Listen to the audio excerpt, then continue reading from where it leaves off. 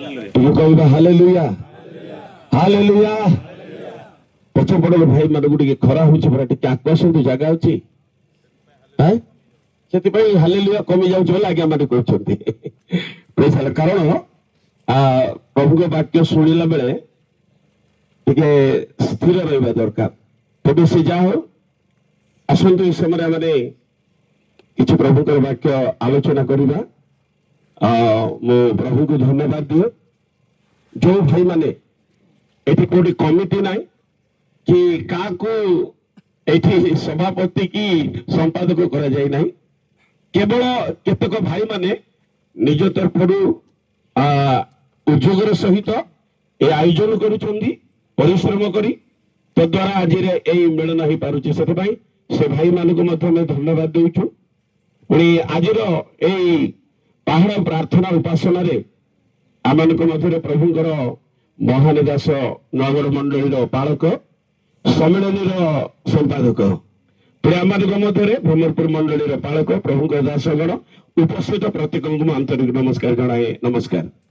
आसत पद प्रार्थना करवा। प्रेममय स्वर्गस्थ पिता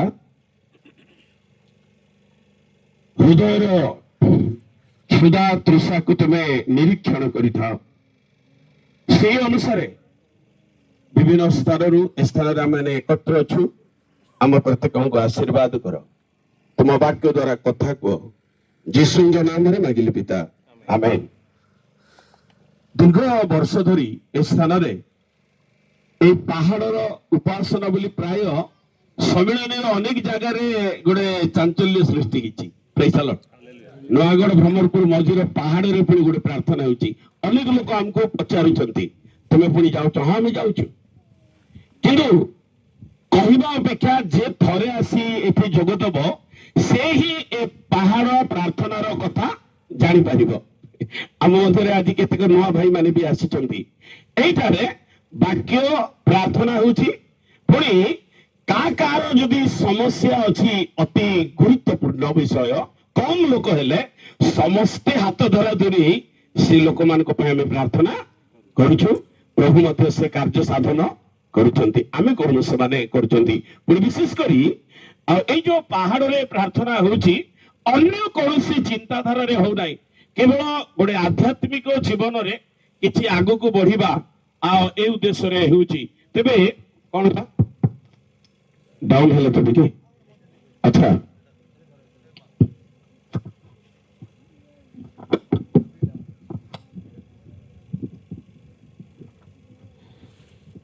आमने समय गोटे अंश देखा प्रथम राजावली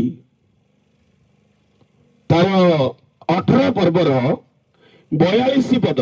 प्रथम राजावली 18 पर्वर तार 42 पद।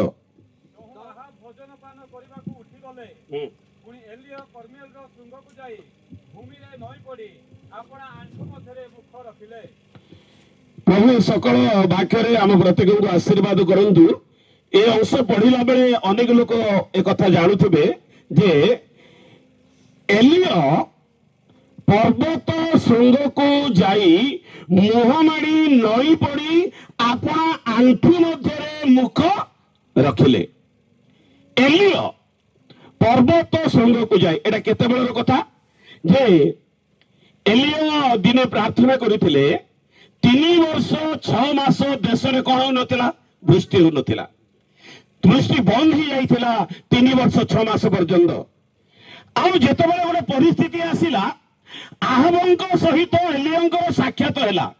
साक्षात हैला परे सेठी इत्यादि कथा आमने देखा पारुछु। मु इत्यादि कथा कहबाकू जाऊ नाही किंतु सेठी से गोटे कथा कहले तुमे केते काल दुई मत ही रहिबो जेबे परमेश्वर परमेश्वर सेवा करो जेबे बाल देवतार सेवा करो। सेठी एलियो चैलेंज कले मोर सत्य परमेश्वर किए मु प्रमाणित करिबी। सेतबेले बाल देवता मानक सहित एलियोंकर जेतबेले गोटे चैलेंज हला सेठी एलियर परमेश्वर के बाल देवतार परमेश्वर के से प्रमाणित हैला। तेबे बाल देवता माने दिन सारा प्रार्थना कले किंतु से मानकर उत्तर मिलिला ନାହିଁ କିନ୍ତୁ ଏଲିଓ ଯେତେବେଳେ ପ୍ରାର୍ଥନା କଲେ ସାଙ୍ଗେ ସାଙ୍ଗେ ତାର 18 ପର୍ବର 30 ପଦରେ ଲେଖା ଅଛି ଏଲିଓ କେମିତି ପ୍ରାର୍ଥନା କଲେ ଟିକେ ଦେଖନ୍ତୁ। ଏଥିରେ ଏଲିଓ ସମଗ୍ର ଲୋକମାନଙ୍କୁ କହିଲେ ମୋ କତିକି ଆସ। ତହୁ ସମଗ୍ର ଲୋକ ତାଙ୍କ କତିକି ଆସିଲେ। ତହିଁରେ ସେ ସଦାପ୍ରଭୁଙ୍କର ଉତ୍ପାଟିତ ଯଜ୍ଞ ବେଦୀକି ପୁନର୍ବାର କଣ କଲେ? ସଜାଇଲେ ପ୍ରାର୍ଥନା କଲେ। ତେବେ ଆକାଶରୁ କଣ ଆସିଲା? ଅଗ୍ନି ଆସିଲା। ପ୍ରେଜ୍ ଦ ଲର୍ଡ। ଆକାଶରୁ କଣ ଆସିଲା? ଉତ୍ତର ଆସିଲା। ପ୍ରଥମେ ଆମମାନଙ୍କର ପାଳକ ମହାଶୟ ଗୋଟେ ଅଂଶ ପଢିକି ଶୁଣଉଥିଲେ କଣ ନା ହିଜକିୟଙ୍କର କଥା। ଆପଣା ଗୃହ ବିଷୟ ସଜାଡ। ଆଉ ଯେତେବେଳେ ଭାଙ୍ଗି ଯାଇଥିବା ଯଜ୍ଞ ବେଦୀକି ଏଲିଓ ସଜାଡ଼ିଲେ ପରମେଶ୍ୱରଙ୍କର ଅଗ୍ନି ଓହ୍ଲେଇ ଆସିଲା। ଆପଣ ଯୋଉ ପର୍ଯ୍ୟନ୍ତ ସଜାଡ଼ିବେ ନାହିଁ ପରମେଶ୍ୱରଙ୍କର ଆତ୍ମାଙ୍କର ଅଗ୍ନି ମିଳିବ ନାହିଁ। ଆପଣ ସଜାଡ଼ନ୍ତୁ, ପରମେଶ୍ୱରଙ୍କର ଉପସ୍ଥିତି ମିଳିବ। ନ ସଜାଡ଼ିକିରି ପ୍ରାର୍ଥନା କର, ସେବା କର, କିଛି ଲାଭ ହେବ ନାହିଁ। ତେଣୁ ମୋ ପ୍ରିୟ ଭାଇ ଭଉଣୀ ମାନେ, କଣା ହେଇଯାଇଥିବ ପାଣି ଉଜାଡୁଥିଲେ ରହିବ କି? ତାକୁ ସଜାଡ଼ନ୍ତୁ, ତିଆର କରନ୍ତୁ, ପାଣି ପକାନ୍ତୁ, ରହିବ। ଏଲିଓ ସଜାଡ଼ିଲେ, ପ୍ରାର୍ଥନା କଲେ। ସେଟା ମତେ କଣ ବୋଲି ଲେଖା ଅଛି? ଉତ୍ପାଟିତ ହେଇଯାଇଥିବା ଯଜ୍ଞ ବେଦୀ। ଯଦି ଆଜି କାହାର ପ୍ରାର୍ଥନାର ଯଜ୍ଞ ବେଦୀ ଭାଙ୍ଗି ଯାଇଛି, ସଜାଡ଼ନ୍ତୁ, ପରମେଶ୍ୱରଙ୍କର ଉପସ୍ଥିତି ପାଇବେ। ତେବେ ଏ ପ୍ରାର୍ଥନାର ଉତ୍ତର ପାଇଲା ପରେ କଣ ଦରକାର? ବର୍ଷା ଦରକାର। କଣ ଦରକାର? ବର୍ଷା ଦରକାର। ଏଲିଓ ଆହାବଙ୍କୁ କହିଲେ ମୁଁ ଗୋଟେ ଭୟଙ୍କର ବୃଷ୍ଟିର ଶବ୍ଦ ଶୁଣୁଛି, ତୁମେ ଘରକୁ ଯାଅ, ଖାଅ, ଭୋଜନ ପାନ କର, ପରମେଶ୍ୱରଙ୍କର ବୃଷ୍ଟି ଦେଖିବ। ତାପରେ ଆହାବ ଘରକୁ ଗଲେ। ବୁଢା ଏଲିଓ ପର୍ବତ ଚଢିଲେ। ହାଲେଲୁୟା। ପର୍ବତ ଚଢି ବୁଢା ଆଣ୍ଠୁରେ ମୁହଁ ମାରି କଣ କରୁଛନ୍ତି? କଣ କରୁଛନ୍ତି? ଟିକେ କୁହନ୍ତୁ, କଣ କରୁଛନ୍ତି? ବୁଢା ସମୟରେ ପର୍ବତ ଚଢି ପ୍ରାର୍ଥନା କରୁଛନ୍ତି। ପ୍ରେଜ୍ ଦ ଲର୍ଡ। ଏଲିଓ ଘରେ ବି ପ୍ରାର୍ଥନା କରୁଥିଲେ, ଗାଁରେ ବି ପ୍ରାର୍ଥନା କରୁଥିଲେ, କିନ୍ତୁ ଗୋଟେ ସ୍ୱତନ୍ତ୍ର ପ୍ରାର୍ଥନା ପାଇଁ ସେ କଣ ଚଢିଛନ୍ତି? ପର୍ବତ ଚଢିଛନ୍ତି। ଆପଣ ଯେତେବେଳେ ଦେଖିବେ ପ୍ରଭୁ ଯୀଶୁ ସୁସମାଚାର କାର୍ଯ୍ୟ କରୁଥିଲେ, ଯେତେବେଳେ ଜଗତକୁ ଆସି ସେ ମଣ୍ଡଳୀ ସମାଜ ମାନଙ୍କରେ ରହି ଶିକ୍ଷା ଦେଉଥିଲେ, କିନ୍ତୁ ଯେବେ କୌଣସି ଗୋଟେ ସ୍ୱତନ୍ତ୍ର ଆଶ୍ଚର୍ଯ୍ୟ କର୍ମ ସାଧନ କରିବା ପାଇଁ ଯାଉଥିଲେ ସେ ପର୍ବତକୁ ଯାଉଥିଲେ। ଆପଣ ଦେଖିବେ ଲୁକ ପୁସ୍ତକ ତାର 9 ପର୍ବର 28 29 ପଦରେ ଦିନେ ଯେତେବେଳେ ସେ ଆପଣ ଶିଷ୍ୟ ମାନଙ୍କ ସହିତ ପର୍ବତ ଉପରକୁ ଯାଇ ପ୍ରାର୍ଥନା କରୁଛନ୍ତି, ଟିକେ ପଢିବେ କି ସେ କଥା ଜଲ୍ଦି ଟିକେ? এই সমস্ত ঘটনার 8 দিন পরে পিতর জহন জাকবଙ୍କୁ ସାଙ୍ଗରେ ଘେନି କୋଉଠିକି ଗଲେ? ପର୍ବତ ଉପରକୁ ଗଲେ। ତାପରେ ହଁ, ଆଚ୍ଛା, ଆଉ ତେଣିକି ନାହିଁ ଅନ୍ୟାନ୍ୟ କଥା। ଏଇଟା ଆପଣ ମାନେ ଯୋଉମାନେ ଷ୍ଟଡି କରୁଛନ୍ତି ବାଇବେଲ ସେମାନେ ଜାଣିପାରୁଥିବେ ଯେ ଯଦିଓ ସମାଜ ଗୃହରେ ପ୍ରାର୍ଥନା କରୁଥିଲେ, ଗିର୍ଜା ଘରେ ପ୍ରାର୍ଥନା କରୁଥିଲେ, ଗିର୍ଜା ଘରେ ଶିକ୍ଷା ଦେଉଥିଲେ, କିନ୍ତୁ ତାର ବ୍ୟକ୍ତିଗତ ସ୍ୱତନ୍ତ୍ରତା ଥିଲା ଆତ୍ମିକ ଜୀବନରେ ସାଧନ କରିବା ପାଇଁ। ପୁଣି ଜଗତକୁ ସେ ଯୋଉ ଆସିଛନ୍ତି ସେଇ ମହତ୍ କର୍ମ ଜଗତରେ ପ୍ରକାଶ କରିବା ପାଇଁ ସ୍ୱତନ୍ତ୍ର ଭାବରେ ପ୍ରାର୍ଥନା କରିବା ପାଇଁ କୋଉଠିକି ଯାଉଥିଲେ? ପର୍ବତକୁ ଯାଉଥିଲେ। ଏଠିକି ବି କେତେ ଜଣ ଭାଇ ମାନେ ଆସୁଛନ୍ତି ପ୍ରତି ସନ୍ଧ୍ୟାରେ କିମ୍ବା ପ୍ରତି ସକାଳେ, ଯାହାକି ମାର୍କ ପୁସ୍ତକ 1 ପର୍ବର ତାର 35 ପଦରେ এই କଥା ଯୋଉ ଭାଇ ମାନେ ପାଳନ କରୁଛନ୍ତି, ଧନ୍ୟ ସେମାନଙ୍କର ଜୀବନ, କାରଣ ପ୍ରଭୁ ଯୀଶୁ ଖ୍ରୀଷ୍ଟଙ୍କର ଏହା ହଉଛି ଆଦର୍ଶ। ଜଲ୍ଦି ପଢିବେ କି ମାର୍କ 1:35। ପାହାନ୍ତିଆ ସମୟରେ ଅନ୍ଧାର ଥାଉ ଥାଉ ସେ ଉଠି ବାହାରି ଗଲେ ଓ ଗୋଟିଏ ନିର୍ଜନ ସ୍ଥାନକୁ ଯାଇ ସେଠାରେ ପ୍ରାର୍ଥନା କରିବାକୁ ଲାଗିଲେ। ନାନା ପ୍ରକାର ସମାଲୋଚନା କରନ୍ତୁ ନାହିଁ।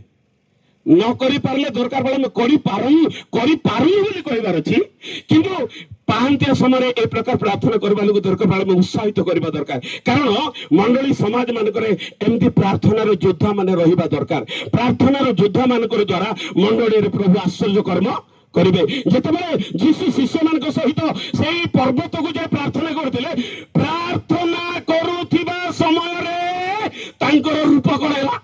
ପରିବର୍ତ୍ତିତ ହେଲା। ପ୍ରେଜ୍ ଦ ଲର୍ଡ। ଯୀଶୁଙ୍କ ପରିବର୍ତ୍ତନର ଆବଶ୍ୟକ କଣ ଆଜ୍ଞା? ଏଠି ଅନେକ କଥା ଲେଖା ଅଛି, କିନ୍ତୁ ମୁଁ ଗୋଟିଏ କଥା ଏଠି କହିବାକୁ ଚାହୁଁଛି ଯେ ପାହାଡକୁ ଯାଇ ଯୀଶୁ ଯେତେବେଳେ ଶିଷ୍ୟମାନଙ୍କ ସହିତ ପ୍ରାର୍ଥନା କରୁଛନ୍ତି, ସେଇଠି ପରମେଶ୍ୱର ଗୋଟେ ଆଶ୍ଚର୍ଯ୍ୟ କର୍ମ କରିବା ହେବାର ଆମେ ଦେଖୁଛୁ। ଦ୍ୱିତୀୟ କଥା, ଯେତେବେଳେ ପାହାଡର ପ୍ରାର୍ଥନା ସରି ଓହ୍ଲଉଛନ୍ତି, ପ୍ରଭୁ ଓହ୍ଲେଇବା ବେଳେ ଆଶ୍ଚର୍ଯ୍ୟ କର୍ମ କରୁଛନ୍ତି। ପ୍ରେଜ୍ ଦ ଲର୍ଡ। ଆମେ ଗାଁରେ ପ୍ରାର୍ଥନା କରୁଛୁ, ଗୀର୍ଜା ଘରେ ବ୍ରହ୍ମପୁର ପାଳକ ମହାଶୟ ପ୍ରାୟ ଏଠିକି ଆସୁଛନ୍ତି, ସେ ଗୋଟେ କଥା କହୁଛନ୍ତି, ଆମେ ବି ସେ କଥା କହୁଛୁ। ଯୋଉମାନେ ପାହାଡକୁ ପ୍ରାର୍ଥନାକୁ ଆସୁଛନ୍ତି, ଗିର୍ଜା ଘରକୁ ଯାଅ ନାହିଁ ବୋଲି କେବେ କହିନାହାନ୍ତି କି କହିବି ପାରିବୁ ନାହିଁ, ଯଦି କରିବୁ ତ ଭୁଲ ହେଇଯିବ। ଏଠି ପ୍ରାର୍ଥନା କରନ୍ତୁ, ଗିର୍ଜା ଘରକୁ ବି ଯାଆନ୍ତୁ। କିନ୍ତୁ ଗୋଟେ ଜିନିଷ କଣ, ଦାଉଦ ଗୋଟେ କଥା କହିଲେ, ଗୀତ ସଂହିତା 42 ପର୍ବର ତାର 2 ପଦରେ, ହରିଣୀ ଯେପରି ଜଳସ୍ରୋତ ପାଇଁ ଧକାଏ, ହେ ପରମେଶ୍ୱର ମୋର ପ୍ରାଣ ସେଇପରି ତୁମ ପାଇଁ ଧକାଏ। କାରଣ ରାଜା ଦାଉଦ, କିନ୍ତୁ ତା ଭିତରେ ଈଶ୍ୱରଙ୍କର ଗୋଟେ କ୍ଷୁଧା ଅଛି, ଈଶ୍ୱରଙ୍କର ଗୋଟେ ତୃଷା ଅଛି, ଆଉ ଯୋଉଟା କି ଆତ୍ମିକ ଜୀବନରେ ତାକୁ ପେଲେଇକିରି ନେଉଛି, ଆଗକୁ ନେଉଛି। এইটা পরমেশ্বর দেখিବାକୁ ଚାହାନ୍ତି। ଗୀର୍ଜା ଘରେ ବି ପ୍ରାର୍ଥନା, ଆଉ ଘରେ ବି ପ୍ରାର୍ଥନା ମନାଏ, କିନ୍ତୁ ଆତ୍ମିକ ଜୀବନର ଗୋଟେ କ୍ଷୁଧା ତୃଷା ବୋଲିବା ଜିନିଷ ଅଛି। ତେଣୁ ପ୍ରଭୁଙ୍କ ଦାସ ଏବେ ଗୋଟେ କଥା କହୁଥିଲେ ପ୍ରାର୍ଥନାକୁ ଦେଲା ବେଳେ, ପ୍ରେଜ୍ ଦ ଲର୍ଡ, ତାର ଦେହ ଭଲ ନାହିଁ, କିନ୍ତୁ ଏଇ ପ୍ରାର୍ଥନା ପ୍ରଭୁ ତାଙ୍କୁ କଣ କରିଛନ୍ତି, ଟାଣି ଆଣିଛନ୍ତି। ସେମ୍ ସେଇଟା ହଉଛି, କିନ୍ତୁ ଆତ୍ମିକ ଜୀବନର କ୍ଷୁଧା ତୃଷା ଗୋଟେ ଜଣେ ଜୀବନରେ ଯେତେବେଳେ ଦେଖାଯାଏ, ପ୍ରଭୁ ତା ଦେଖିବାକୁ ଚାହାନ୍ତି। ଏ ମଣ୍ଡଳୀ ଦେଖିଲେ କଣଟା କରିବ, ପ୍ରଭୁ ଦେଖିବାର ଅଛି ଆଜ୍ଞା ଆମର ଆତ୍ମିକ କ୍ଷୁଧା ଆଉ ତୃଷା। ତେଣୁ ମୁଁ ଏଇ ଯୋଉ ପ୍ରଥମ କଥା ପଢିଲି, ଏ କମ ସମୟ ଭିତରେ ଏଲିଓ ବୁଢା କୋଉଠିକି ଚଢିଛନ୍ତି, ପର୍ବତକୁ ଚଢିଛନ୍ତି। ଘର ନଥିଲା କି ନା ଜାଗା ନଥିଲା ତାକୁ ଗୋଟେ ପ୍ରାର୍ଥନା କରିବା ପାଇଁ। ଯୋଉ ଘରକୁ ଯାଇ ପ୍ରାର୍ଥନା କରିବେ ବୋଲେ କବାଟ ଖୋଲି ଦେଇକି ପାରିଯିବେ ବିଭିନ୍ନ ଲୋକ, ସେମିତି ଜାଗା ଦେବା ଲୋକମାନେ ମଧ୍ୟ ଅଛନ୍ତି। କିନ୍ତୁ କାହିଁକି ସେ ପର୍ବତକୁ ଯାଉଥିଲେ? କାରଣ ବାଇବେଲରେ ଆପଣ ଦେଖନ୍ତୁ, ଆଦି ପୁସ୍ତକରୁ ପ୍ରକାଶିତ ପୁସ୍ତକ ପର୍ଯ୍ୟନ୍ତ ଯୋଉମାନେ ଆଧ୍ୟାତ୍ମିକ ଜୀବନରେ ବଳିଷ୍ଠ ହେବାର ଗୋଟେ ସ୍ୱତନ୍ତ୍ର ଶକ୍ତି ଲାଭ କରିଛନ୍ତି ପର୍ବତରେ। ପ୍ରେଜ୍ ଦ ଲର୍ଡ। ଅନେକ ପ୍ରଭୁଙ୍କ ଲୋକମାନେ ପର୍ବତରେ ରହି, କାରଣ ଆମେ ଯଦି ନୂତନ ନିୟମକୁ ଆସିବା, ଡୁମକ ଜହନ ଦିନ ବେଳେ ଶିକ୍ଷା ଦେଉଥିଲେ, ରାତିରେ ପର୍ବତରେ ରହୁଥିଲେ। ପ୍ରାୟ ଯୀଶୁ ମଧ୍ୟ ପ୍ରାୟ ରାତିରେ ରହୁଥିଲେ। ଏମିତି ଜୀବନ ଯଦି ଆମମାନଙ୍କର ହେଇଥାନ୍ତା, ହୁଏତ ଆମ ସମ୍ମିଳନୀରେ କିଛି ଗୋଟେ ନୂତନ ଆତ୍ମିକ ପରିବେଶ ଅବଶ୍ୟ ସୃଷ୍ଟି ହେଇଥାନ୍ତା ଆଜ୍ଞା। ଯଦି ବି ହେବା ଦରକାର ବୋଲି ଆମେ ମନେ କରୁଛୁ, ପ୍ରଭୁ ଯୋଉମାନଙ୍କୁ ମନୋନୀତ କରିଛନ୍ତି, ହଜାର ହଜାର ଆତ୍ମା ମାନଙ୍କର ବୋଝ ଯୋଉମାନଙ୍କୁ ଦେଇଛନ୍ତି, ତାର ଅର୍ଥ ନୁହେଁ ଯେ ଆମେ ପ୍ରଚାରକ ମାନେ ଅଲଗା ନୁହଁ, ଆପଣ ମାନଙ୍କ ସହିତ ଆମେ ବି ଅଛୁ। କିନ୍ତୁ ମଣ୍ଡଳୀ ସମାଜରେ ଯେବେ ଗୋଟେ ଆତ୍ମିକ ଉଦ୍ଦୀପନା ପାଇଁ ଚାହୁଁଛୁ, ଏଲିଓଙ୍କ ସହିତ ଆମକୁ ସାମିଲ ହେବାକୁ ହବ। ଏଲିଓ ପର୍ବତକୁ ଯାଇ ଆଣ୍ଠୁ ଆରେ ମୁହଁ ଲଗେଇ କଣ କରୁଛି, ପ୍ରାର୍ଥନା କରୁଛି। ପ୍ରାର୍ଥନା କରୁଛି, ସେତେବେଳକୁ ତାର ପାଖରେ ଜଣେ ଦାସ ଅଛନ୍ତି, ତାକୁ କଣ ବୋଲି କହୁଛି, ମୁଁ ପ୍ରାର୍ଥନା କରୁଥିବି, ସମୁଦ୍ରକୁ ଯାଇକି ଦେଖେ। 7 ଥର ସେ ଏ ବୁଢା ଆଣ୍ଠୁରେ ମୁଣ୍ଡ ଲଗେଇ ପ୍ରାର୍ଥନା କରୁଛି। ପ୍ରେଜ୍ ଦ ଲର୍ଡ, ହାଲେଲୁୟା। ଆମେ ବୟସ ହେଇଗଲା ଆଉ ଆଣ୍ଠୁ ପକଉନୁ, ଭେଣ୍ଡିଆ ବେଳକୁ ଟିକେ ଆଣ୍ଠୁ ପକେଇବା, କିନ୍ତୁ ଆମେ ଦେଖୁଛୁ ବୁଢା ହେଇଗଲା, ସେବା କାର୍ଯ୍ୟ ଶୀର୍ଷତାରେ ପହଞ୍ଚିଛି, କିନ୍ତୁ ବିନା ଆଣ୍ଠୁରେ ପ୍ରାର୍ଥନା କରୁନାହିଁ। ଯୋଉ ପ୍ରାର୍ଥନା ଦ୍ୱାରା ପରମେଶ୍ୱର ମିରାକଲ କାମ କରିବାକୁ ଯାଉଛନ୍ତି। ତେବେ ମୋର ପ୍ରିୟ ଭାଇ ଭଉଣୀ ମାନେ, ଯେତେବେଳେ ଆଣ୍ଠୁ ପକେଇଛନ୍ତି, 7 ଥର ଗଲା ବେଳକୁ ସେ ଦାସ ଆସି କହିଲା, ଆଜ୍ଞା ଗୋଟେ ହାତେ ପରି ମେଘ ଦେଖା ଯାଉଛି ସମୁଦ୍ରରେ। ସେତେବେଳେ ଏଲିଓ କହିଲେ, ଏଥର ପ୍ରଭୁଙ୍କର ପ୍ରାର୍ଥନା ଶୁଣିଲେ, ବର୍ଷା। ହାଲେଲୁୟା। ପାହାଡ ଉପରେ ଯେତେବେଳେ ଆଣ୍ଠୁ ପକେଇছে ଏଲିଓ, ବର୍ଷା ଆସିଲା। 3 ବର୍ଷ 6 ମାସ ପର୍ଯ୍ୟନ୍ତ ଲୋକମାନେ ହାହାକାର ହୋଇ ମଣିଷକୁ ଖାଇବାକୁ ଗଲେ ଆଜ୍ଞା। ଦୁର୍ଭିକ୍ଷ ଯେତେବେଳେ ହେଲା, ମଣିଷ ବାଇବେଲରେ ଅଛି, ଦୁର୍ଭିକ୍ଷ ସମୟରେ ଲୋକମାନେ ପଡୋଶା ଉଡିଶା ଘରର ଲୋକମାନେ ଆର ପିଲାକୁ ମାରିକିରି ଖାଇଲେ, ତାର ପିଲାକୁ ମାରି ଖାଇବା ବେଳେ ସେ କମ୍ପ୍ଲେନ କି ଗଣ୍ଡଗୋଳ ହେଇଛନ୍ତି, ମଣିଷକୁ ମାରିକି ଖାଇଛନ୍ତି। ଏପରି ସମୟ ଆସିଲା, ୟାର ପ୍ରତିକାର କରିବା ପାଇଁ ଏଲିଓ ପର୍ବତ ଉପରେ ଆଣ୍ଠୁ ପକେଇଛନ୍ତି। ପ୍ରେଜ୍ ଦ ଲର୍ଡ। ଯେତେବେଳେ ସେ ପ୍ରାର୍ଥନା କରୁଛନ୍ତି, ଗୋଟେ ଭୟଙ୍କର ବୃଷ୍ଟି ହେଲା। ହାଲେଲୁୟା। ଭୟଙ୍କର ବୃଷ୍ଟି ହେଲା। ତେବେ ଆଜି ଆମ ଜୀବନରେ, ଆମ ପରିବାରରେ, ଆମ ମଣ୍ଡଳୀରେ ସେଇ ବୃଷ୍ଟିର ଆବଶ୍ୟକତା। ଯେବେ ଆମେ ଏ ପ୍ରକାର ବୃଷ୍ଟି ଚାହୁଁ, ଆମେ ଏଭଳି ପ୍ରାର୍ଥନା କରିବାକୁ ହେବ। କି ପ୍ରକାର ବୃଷ୍ଟି? ଆପଣ ଜିସାୟା 45ର ତା 8 ପଦ ପଢନ୍ତୁ।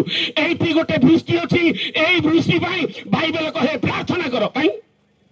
ଜିସାୟା 45ର 8। ହଁ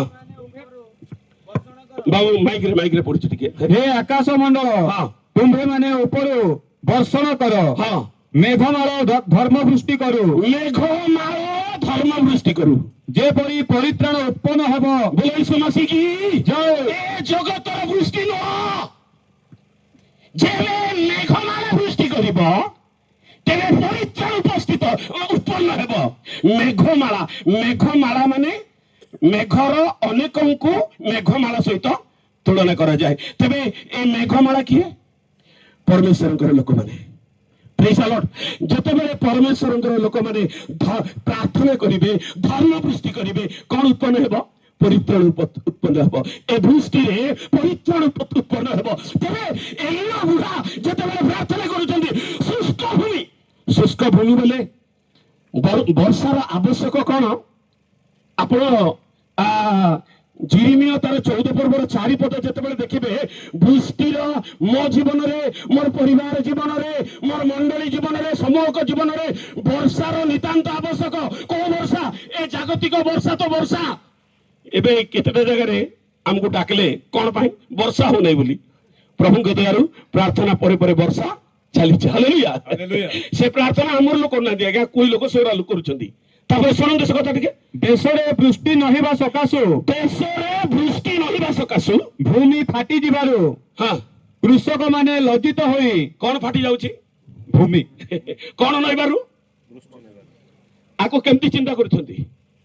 କାହିଁକି ପରିବାରରେ ଫାଟ, ବ୍ୟକ୍ତିଗତ ଜୀବନରେ ବି ଫାଟ। ବ୍ୟକ୍ତିଗତ ଜୀବନରେ ଫାଟଟା ମଧ୍ୟ ବାଇବେଲରେ ଅଛି।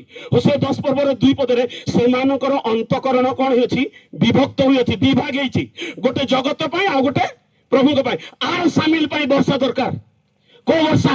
ପରିତ୍ରାଣର ବର୍ଷା ଦରକାର, ପବିତ୍ର ଆତ୍ମାର ବର୍ଷା ଦରକାର। ପବିତ୍ର ଆତ୍ମାଙ୍କର ବର୍ଷା ସହିତ ତୁଳନା କରାଯାଏ। ତେବେ ଏଠି ଲେଖା ଅଛି ବୃଷ୍ଟି ନହିବା ସକାଶୁ ଭୂମି କଣ ହେଇଯାଉଛି?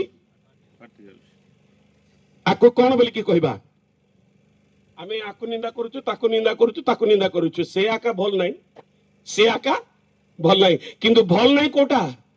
ଯଦି ବୃଷ୍ଟି ଆସିବ, ଭୂମି କି ତରଳେଇକିରି ମିଶେଇ ଦେବ ଆଜ୍ଞା, ଫାଟ ରହିବ। ଯେତେବେଳେ ଜଣେ ଲୋକ ପାପ ପାଇଁ ଅନୁତାପ କରିବ, ଖେଦ କ୍ରନ୍ଦନ କରିବ, ଜଣକର ହାତ ଧରି କ୍ଷମା ମାଗିବ। ଏଇଟା ମଣ୍ଡଳୀ ମାନଙ୍କର ହେଇନଥିଲା କି? ଯେତେବେଳେ ପରିତ୍ରାଣ ଆସିବ, ଜଣେ ଲୋକ ପାପ କ୍ଷମା ପାଇବ, ପରିତ୍ରାଣ ପାଇଁ ଯେତେବେଳେ ଚାହିଁବ, ଜଣଙ୍କର ସହିତ ଅମିଳନରେ ରହିପାରିବ ନାହିଁ। এই ବୃଷ୍ଟି ଦରକାର। এই ବୃଷ୍ଟି ପାଇଁ ବାସ୍ତବରେ ପ୍ରାର୍ଥନା ଦରକାର। ଜିରିମିୟ ଯେତେବେଳେ ପ୍ରାର୍ଥନା କରୁଛନ୍ତି, ଏଲିୟ କଣ ଆସିଲା? ବୃଷ୍ଟି ଆସିଲା। କାରଣ ଲେଖା ଅଛି ଜିଖରୀୟ 10 ପର୍ବର ତାର 1 ପଦରେ ଶେଷ ବୃଷ୍ଟି କାହିଁ ତୁମ୍ଭେମାନେ ଶେଷ ବୃଷ୍ଟି ସମୟରେ ହଁ ସଦାପ୍ରଭୁଙ୍କ ନିକଟରେ, ଅର୍ଥାତ୍ ଯେ ବିଜୁଳିର ସୃଷ୍ଟି କରନ୍ତି, ସେଇ ସଦାପ୍ରଭୁଙ୍କ ନିକଟରେ ବୃଷ୍ଟି ମାଗ। ତହିଁରେ ସେ ପ୍ରଚୁର ବୃଷ୍ଟି ଦେଇ ପ୍ରତ୍ୟେକ ଜଣଙ୍କ କ୍ଷେତ୍ରରେ ତୃଣ ଦେବେ। ହାଲେଲୁୟା। ଲେଖା ଅଛି ତୁମେ ଶେଷ ବୃଷ୍ଟି ମାଗ। କାରଣ ବୃଷ୍ଟିରେ ଯେ ବିଜୁଳିର କଣ କରନ୍ତି? ସୃଷ୍ଟି କରନ୍ତି। ଏବେ ଆପଣ ମାନେ ଜାଣିଛନ୍ତି ପରା, ବର୍ଷା ଆଇଲା ବେଳକୁ ଗୋଟେ ଘଡଘଡି ମାରୁଛି, ବିଜୁଳି ମାରୁଛି ନା। ବିଜୁଳି ମାରିଲେ କେତେ ଲୋକ କଣ ହେଇଯାଉଛନ୍ତି? ମରି ଯାଉଛନ୍ତି। କେତେ ଜଣ ମରିଗଲେ। ଏବେ ସେଥିପାଇଁ ବହୁତ ଗଭର୍ଣ୍ଣମେଣ୍ଟ ସତର୍କ କରୁଛି, ବିଜୁଳି ମାରିଲେ ମରି ଯାଉଛନ୍ତି ଲୋକ। ପ୍ରେଜ୍ ଦ ଲର୍ଡ। ଆମ ବୃଷ୍ଟିରେ ପରମେଶ୍ୱରଙ୍କର ବିଜୁଳି ଦରକାର ଆଜ୍ଞା। ଯେବେ ବିଜୁଳି ମାରିବ, ବିଜୁଳି କୋଉଠି ବାହାରୁଛି? ଯେତେବେଳେ ମେଘକୁ ମେଘ ଟଚ୍ ହେବ, ସେତେବେଳେ କଣ ବାହାରିବ? ବିଜୁଳି ବାହାରିବ, ନିଆଁ ବାହାରିବ। ନିଆଁ ବାହାରିଲେ ଏ ଜଗତର ଲୋକ ମରିବେ ନାହିଁ ଆଜ୍ଞା, ମଣ୍ଡଳୀରେ ଥିବା ଶୈତାନ ମରିବ, ପାପ ମରିବ। ଏ ବୃଷ୍ଟି ଦରକାର। ଏ ବୃଷ୍ଟି ପାଇଁ ଆମେ ପ୍ରାର୍ଥନା କରିବା ଆବଶ୍ୟକ। ତେବେ ଏଲିୟ ବୁଢା ପର୍ବତକୁ ଯାଇ ଆଣ୍ଠୁ ପକେଇ 7 ଥର ଯିବା ଆସିବା କରିବା ପର୍ଯ୍ୟନ୍ତ ଆଣ୍ଠୁରେ ମୁଣ୍ଡ ଦେଇ ବୁଢା ତଳକୁ ମୁହଁ କରିଛି। ପ୍ରେଜ୍ ଦ ଲର୍ଡ।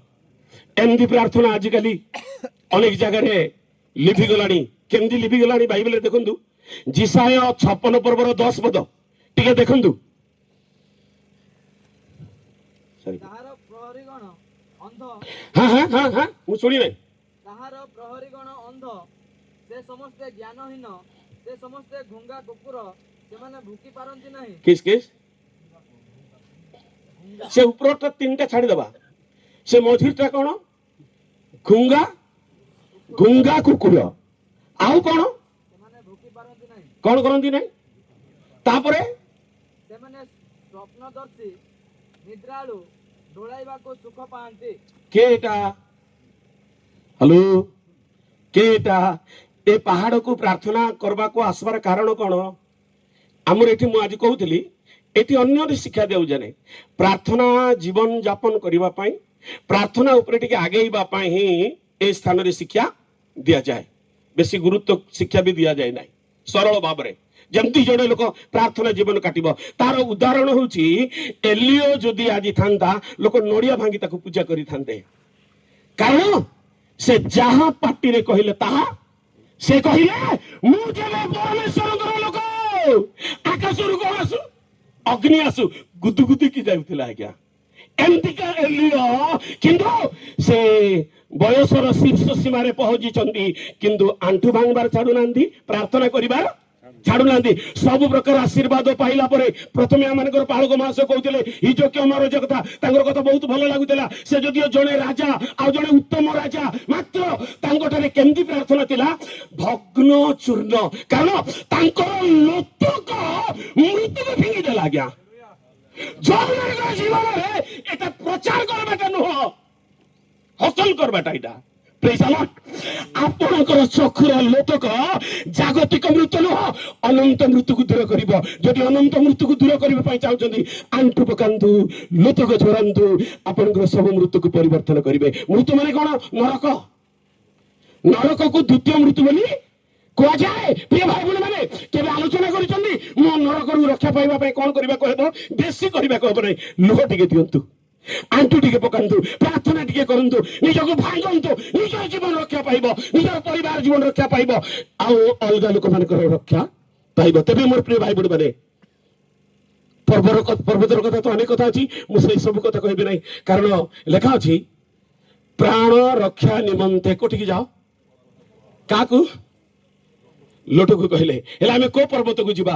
ଯଦି ଆତ୍ମିକ ଜୀବନ ରକ୍ଷା କରିବା ପାଇଁ ଚାହୁଁଛୁ ଯଦି ସୁଯୋଗ ମିଳେ ଭାଇମାନଙ୍କ ସହିତ ଚଢିବା ପର୍ବତ ଏଟା ଗୋଟେ ଆକ୍ଷରିକ ଭାବରେ କିନ୍ତୁ ଆତ୍ମିକ ଭାବରେ ଯୋଉ ପର୍ବତରେ ସମସ୍ତ ମାନବ ଜାତିର ପରିତ୍ରାଣ କାର୍ଯ୍ୟ ସାଧନ କରିଛନ୍ତି ଯିଶାୟା ତାର 25 ପର୍ବର 7 ପଦରେ ଲେଖା ଅଛି ଏଇ ପର୍ବତରେ ଯାବତୀୟ ଗୋଷ୍ଠୀର ପାପ ସେ କଣ କରିଛନ୍ତି? ବିନାଶ କରିଛନ୍ତି। ତା ହଉଛି କାଲବରୀ ପର୍ବତ। ପ୍ରେଜ୍ ଦ ଲର୍ଡ। ବିଶ୍ୱାସରେ କାଲବରୀ ପର୍ବତକୁ ଯିବାକୁ ହବ। ଆତ୍ମିକ ଜୀବନରେ ଏଇ ଯୋଉ ପର୍ବତର ପ୍ରାର୍ଥନା ହଉଛି ଆତ୍ମିକ ଜୀବନର ଗୋଟେ ଏଗେଷ୍ଟା ଚିନ୍ତା ଭାବନାକୁ ବୁଝାଏ ଆତ୍ମିକ ଜୀବନରେ ବଳିଷ୍ଠ ହେବା ପାଇଁ। ପୁଣି ଦ୍ୱିତୀୟ କଥା ଆମେ ଦେଖୁଛୁ ଏଇଠି ଯେତେବେଳେ ପ୍ରାର୍ଥନା କରିବା ଏ ପ୍ରାର୍ଥନା ଅବଶ୍ୟ କରିବା ପ୍ରଭୁ ମୋ ଜୀବନରେ ପରିତ୍ରାଣର ବୃଷ୍ଟି ହେଉ ମୋ ପରିବାରରେ ପରିତ୍ରାଣର ବୃଷ୍ଟି ହେଉ ମୋ ପରିବାରରେ ଆତ୍ମାର ବୃଷ୍ଟି ହେଉ। ଆଜ୍ଞା ମାନେ ଆତ୍ମାର ଅଭାବ ସକାଶେ ବାଦ ବିବାଦ ହିଂସା ହିଂସା ଏସବୁର କାରଣ କଣ? ଏହାର କାରଣ ହଉଛି ଆତ୍ମାଙ୍କର ଅଭାବ ସକାଶେ। କାରଣ ଆତ୍ମାର ଅଭାବ ସକାଶେ ଲୋକମାନେ ଭଲ କଣ ମନ୍ଦ କଣ କଣ କରିପାରୁନାହାନ୍ତି ଜାଣିପାରୁନାହାନ୍ତି ଯାହା ଇଚ୍ଛା ତାହା କରୁଛନ୍ତି। କିନ୍ତୁ ଆତ୍ମା ଯେତେବେଳେ ଜଣେ ଲୋକଙ୍କ ମଧ୍ୟରେ ବାସ କରିବ ଲେଖା ଅଛି ଯେ ଆତ୍ମାଙ୍କ ବଶରେ ଅଛନ୍ତି ସେ ଶରୀରର ବଶରେ ରହିବ ନାହିଁ। ଭଗା ଗାଡି ବ୍ରେକଲେସ୍ ପରି ଯୋଉଠାରେ ଆତ୍ମା ନାହିଁ। ତେଣୁ ଏଲିଆ ବୁଢା ପର୍ବତ ଚଢି ଆଣ୍ଠୁରେ ମୁହଁ ରଖି ପ୍ରାର୍ଥନା କଲେ ଭୟଙ୍କର ବୃଷ୍ଟି ହେଲା ଦୁର୍ଭିକ୍ଷ ଦୂର ହେଲା ମୃତ୍ୟୁ ଚାଲିଗଲା ଲୋକମାନଙ୍କର ଅଭାବ ଦୂର ହେଇଗଲା। ଏପରି ବୃଷ୍ଟି ପାଇଁ ଏପରି ପ୍ରାର୍ଥନା କରିବା ନିତାନ୍ତ ଆବଶ୍ୟକ। ଏପରି ମହା ବୀର ପୁରୁଷ ମାନେ ପ୍ରାର୍ଥନା କରି ତତ୍କାଳୀନ ଜଗତକୁ ରକ୍ଷା କରିଛନ୍ତି। ଆଜ୍ଞା ଆଜିର ଜଗତକୁ ଯଦି ରକ୍ଷା କରିବାକୁ ହେବ ଏମାନଙ୍କର ପଥ ଅବଲମ୍ବନ କରିବାକୁ ହେବ କାରଣ ଏମାନେ ହଉଛନ୍ତି ଆମମାନଙ୍କର ଆତ୍ମିକ ଜୀବନର ମାଇଲ ଖୁଣ୍ଟ। ପ୍ରେଜ୍ ଦ ଲର୍ଡ। ସେମାନେ ଯୋଉଭଳି ଯାତ୍ରା କରିଛନ୍ତି କଣ ବୋଲି କହୁଛନ୍ତି ମୋର પર ଅଜ୍ଞାନ ଲୋକ ଘରେ ପ୍ରାର୍ଥନା କଲେ ଯୀଶୁ ଶୁଣତ ନାହିଁ କି?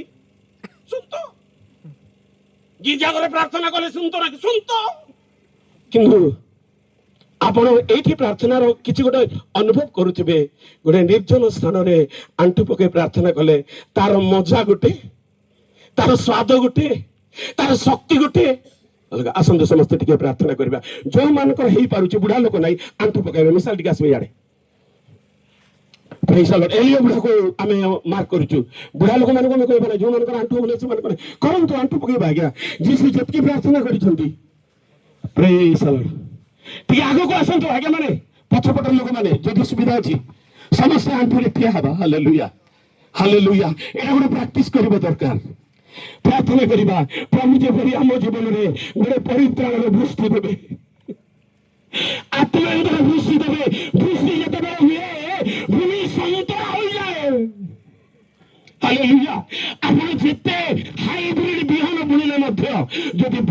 ଦେବ ନାହିଁ, କିଛି କାମ କରିବ ନାହିଁ। Praise the Lord. କେବଳ ଦୁର୍ଭିକ୍ଷ ଦୂର ହେଲା ତାହା ନୁହଁ, ଆଜି ମଧ୍ୟ ଆମମାନଙ୍କର ଜୀବନରେ, ପରିବାର ଜୀବନରେ ଆତ୍ମିକ ଦୁର୍ଭିକ୍ଷତା କେତେ ରହିଛି ତା ଆପଣମାନେ ଅନୁଭବ କରୁଛନ୍ତି ଆଜ୍ଞା ମାନେ। ହାଲେଲୁୟା। କିନ୍ତୁ ଆଗକୁ ଆମେ ବଢି ପାରୁନୁ, ଷ୍ଟେପ ନେଇ ପାରୁନୁ। ବାଇବେଲରେ ସବୁ ରାସ୍ତା ଅଛି। ପ୍ରେଜ୍ ଦ ଲର୍ଡ। Hallelujah hallelujah. ଗୀତ ଗୁଡା ଆମେ ଗାଉଛୁ। ହାଲେଲୁୟା ହାଲେଲୁୟା ହାଲେଲୁୟା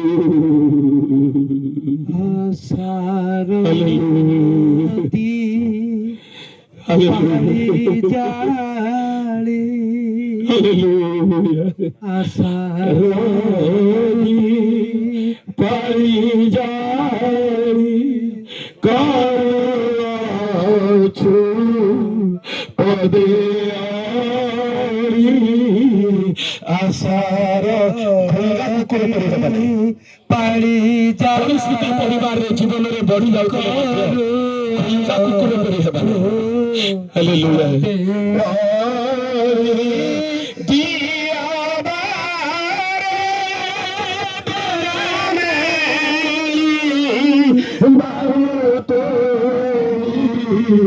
তব সারি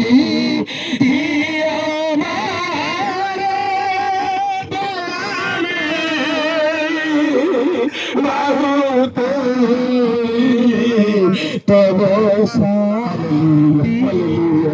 আশার দীপালি জানি করছো পদে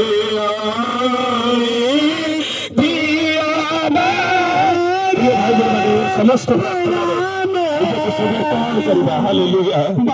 ଆମ ଜୀବନରେ ଆତ୍ମିକର ଦୃଷ୍ଟି ଆବଶ୍ୟକ, ଚରିତ୍ରର ଦୃଷ୍ଟି ଆବଶ୍ୟକ। ତାହା ଯେତେବେଳେ ହେବ ଆମ ଜୀବନକୁ ସଜାଡ଼ିବ, ଆମ ଜୀବନକୁ ତିଆର କରିବ, ଆମ ଜୀବନକୁ ପ୍ରସ୍ତୁତ କରିବ, ଆମ ଜୀବନରେ ଗୋଟେ ନୂତନ ଆଶ୍ଚର୍ଯ୍ୟ କର୍ମ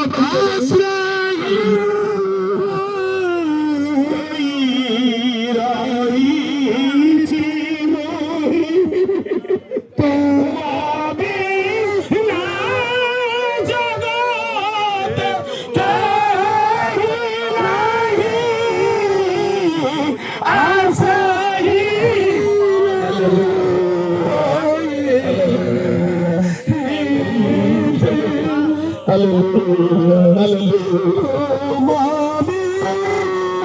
Hallelujah.